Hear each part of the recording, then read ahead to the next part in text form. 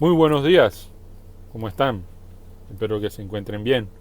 Hoy, retomando, ya como acostumbrábamos desde hace algunas semanas atrás, nuestros acostumbrados videos sobre nuestras clases de Derecho Romano y que en esta ocasión, dándole continuidad a los contenidos que hemos estado viendo, vamos a iniciar con un tema nuevo y bastante interesante y bastante emocionante. Es sobre cuando una persona resulta de alguna manera enlazada y que mantiene algún vínculo invisible con otra persona a la cual le debe algo o le promete algo o por alguna razón de haber cometido alguna falta o un delito, entonces se ve obligada a resarcir un daño.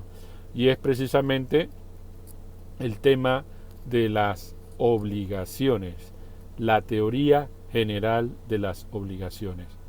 Los romanos comenzaron a desarrollar esta, estas instituciones desde tiempos del derecho arcaico, desde la época del derecho clásico, la época de la monarquía, recién cuando comienza la fundación de Roma, pero no es hasta la época republicana donde viene la intervención de los magistrados, de los pretores urbanus o pretores peregrini, que comienza a desarrollarse la institución y a perfeccionarse a tal punto que hoy por hoy podemos comprobar de que la teoría general de las obligaciones demuestran el desarrollo que tuvo la civilización romana en materia de derecho civil y también en materia de cómo obligar o cómo resulta ser obligado una persona con otra.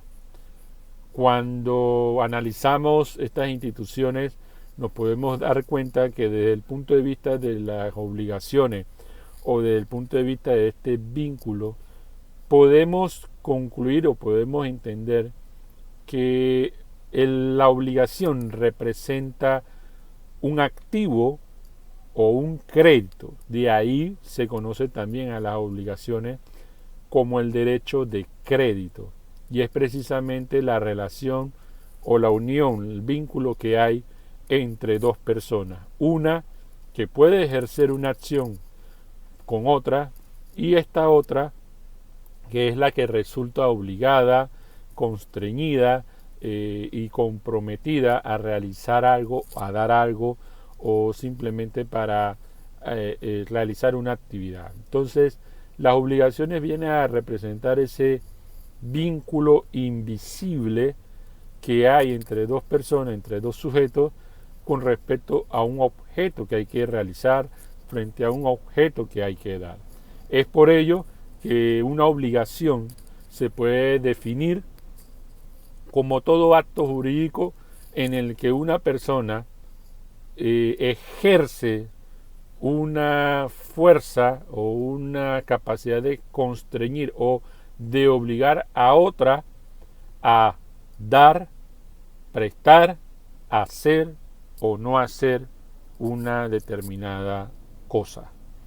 Y cuando hablamos de este tipo de cosas, pues estamos refiriéndonos no a una cosa material, no a una cosa tangible, sino precisamente a esa clasificación que vimos con anterioridad de las cosas intangibles, de los actos y acciones que de alguna manera hay que desarrollar y hay que ir ejercitando y procurando entre una persona y otra.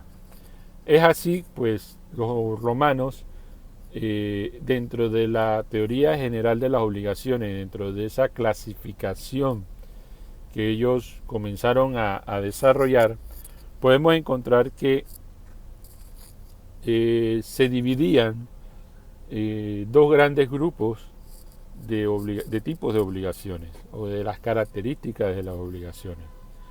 Por un lado podemos encontrar las obligaciones civiles que vienen a ser aquellas que están sancionadas o que pueden conferirle a una persona la capacidad de obligar a otra. Y la sanción que implica esta obligación civil es poder precisamente perseguir el cumplimiento de ese vínculo, de esa obligación del cual se ha prestado una de los sujetos.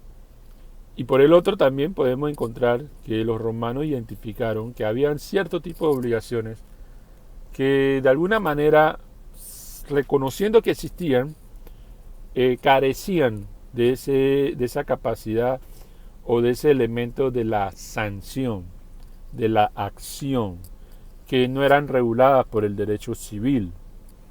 Y en este sentido nos estamos refiriendo a las obligaciones naturales, obligaciones en las que la deuda o el compromiso que existe solamente es apelado a la razón de la equidad, a la conciencia que puede tener el deudor de honrar esa deuda, de honrar esa obligación, pero carece de un instrumento jurídico o de una acción jurídica que pueda materialmente obligar a ese deudor.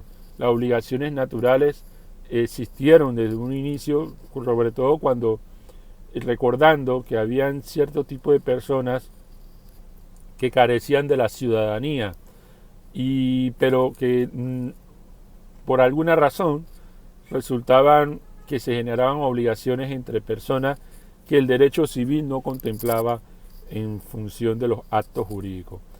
Otro ejemplo también pudiera existirse de obligación natural es aquella que surge entre dos miembros de una familia, entre el padre y el hijo. Jurídicamente hablando, era impensable demandar a un padre o a un hijo inicialmente con respecto a una obligación, por ejemplo un contrato, por ejemplo un delito que genere un resarcimiento de daño. Eso es como inicia el origen de la teoría general de las obligaciones. Hoy en día sí podemos imaginar, frente a las instituciones modernas del derecho, que sí puede haber una obligación entre un padre y un hijo, sobre todo en los deberes de alimento. Pero eso tiene su antecedente, tiene su origen precisamente en las instituciones de la patria potestad, en las instituciones del derecho de familia, que originalmente viene del derecho romano. Es así que podemos definir y concluir que la clasificación de las obligaciones la vamos a entender desde la perspectiva, por un lado, de las obligaciones civiles que son sancionadas o son objeto de sanción por parte del derecho civil, y las obligaciones naturales, que son aquellas que carecen de una acción civil o coercitiva y que apelan únicamente a la conciencia o a la buena fe de los deudores. Es ahí que también es importante entonces tener claro el concepto de lo que es una obligación.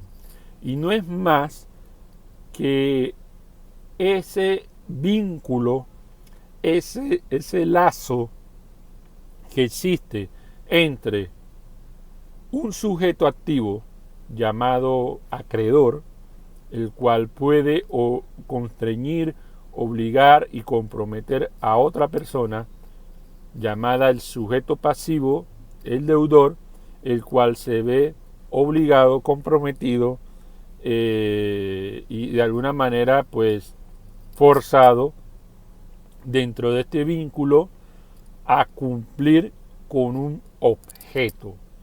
Y el objeto viene a ser ese acto en el que debe basarse la obligación, un dar, un prestare o un facere. Cuando hablamos de un dar o dare, que es el verbo, implica el objeto, tres verbos fundamentales: dare, prestare y facere. Significa dar, trasladar la propiedad o trasladar un derecho real a través de un consentimiento, a través de una obligación. También un prestar, que básicamente es posibilitar el disfrute de una cosa. y un facere o hacer, una obligación de hacer, que es precisamente el acto de realizar una actividad o también el acto de no realizar una actividad, porque también el facere podía consistir en hacer o no hacer. Esos tres elementos, esos tres verbos fundamentales en el objeto de una obligación, en la que ese sujeto activo llamado acreedor y sujeto pasivo llamado deudor son los tres elementos fundamentales de los cuales descansa las obligaciones. La teoría general de las obligaciones parte entonces de ese conocimiento de cómo se va estructurando la economía de una nación, de una civilización. Y siendo la civilización romana eminentemente agraria, agrícola, muchas de las obligaciones que surgen o surgieron en aquella época fueron desarrollando y evolucionando en diferentes instituciones que hoy conocemos como los llamados contratos. Y es que básicamente, para que una obligación pueda nacer a la vida jurídica, tiene que partir de una fuente, tiene que partir de una génesis. ¿Por qué resulta que una persona se va a obligar con otra? ¿Cuál es el título? ¿Cuál es el motivo? ¿Cuál es la razón? ¿Cuál fue ese negocio jurídico o ese acto que le da vida a una obligación? ¿Por qué resulta que una persona se obliga con otra? Bueno, en este punto esto se explica porque las obligaciones tienen diferentes fuentes de cómo surgen o cómo nacen a la vida jurídica. Se habla entonces de la llamada fuentes de las obligaciones. Y básicamente las fuentes de las obligaciones en un primer punto se refieren a dos premisas básicas. Por un lado, la premisa de que una persona le causa daño a otra y existe entonces el compromiso de resarcir o reparar el daño. Cuando esto surge, estamos en presencia entonces de una fuente de la obligación de reparar un daño, conocida como el delito o también como si fuese un delito, es decir, el delito per se y el cuasi delito. Pero también vamos a encontrar otra fuente principal de las obligaciones, que es cuando a partir de la voluntad y de la aceptación de la voluntad de que una persona desee obligarse con otra, entonces surge ese compromiso o esa promesa o esa obligación, ese vínculo a partir del consentimiento de querer obligarse con otra persona.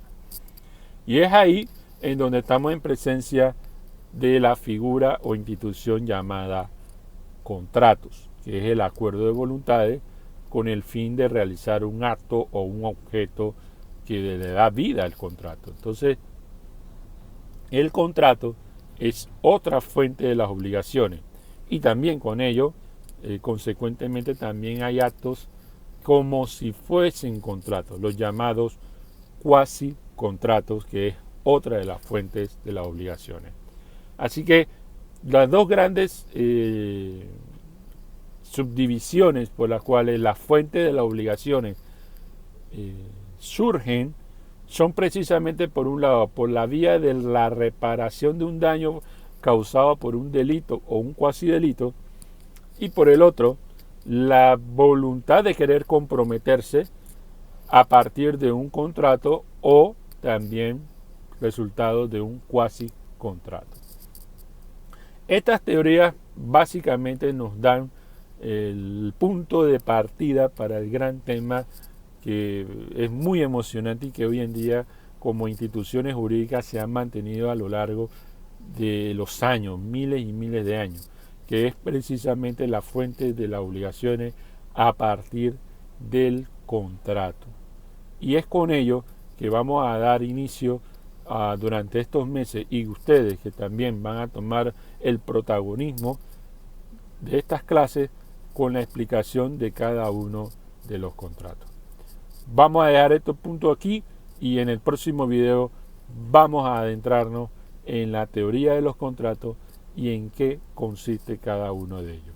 Por lo pronto, y para finalizar, no olvidemos que una obligación es un vínculo entre un acreedor y un deudor para realizar un acto que puede consistir en dar una cosa, prestar una cosa o hacer o no hacer una cosa.